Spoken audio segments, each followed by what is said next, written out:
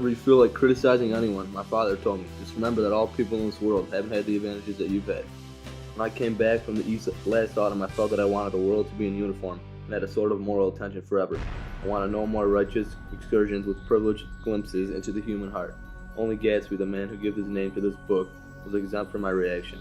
Gatsby, who represented everything from which I have an unaffected scorn. If personality is an unbroken series of successful gestures, then there was something gorgeous about it. I lived at West Egg, the well less fashionable of two. My house was at the very tip of the egg, only 50 yards from the sound, and squeezed between two huge places that rented for $12,000 or $15,000 a season. The only one on my right was a colossal affair by any standard. It was Gatsby's mansion, or rather, as I didn't know Mr. Gatsby, it was a mansion inhabited by a gentleman of that name. My own house was an eyesore, but it was a small eyesore, and had been overlooked, so I had a view of the water and the consoling proximity of millionaires. Across Courtesy Bay, the white palaces of fashionable East Side glittered along the water. And the history of the summer really begins on the evening I drove over there to have dinner with the Buchanans. Daisy was my second cousin once removed, and I had no time in college. And just after the war, I spent 2 days with them in Chicago.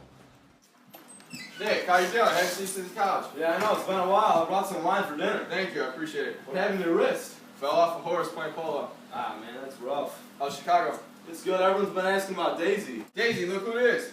Oh my god, Nick Carraway, is that you? I haven't seen you in ages. My long-lost cousin, how have you been? I'm paralyzed with happiness. How rude of me not to mention my friend Jordan. She's a pro golfer. Daisy mentioned you live in West Egg. I know someone who lives there. I don't know, a single? You must know Gatsby. Gatsby? What Gatsby? You guys ready to eat? I can go for some dinner. How about you guys? I'm sorry, I can't stay. I have a golf tournament. Aw, sorry you can't make it. Good luck. Thank you.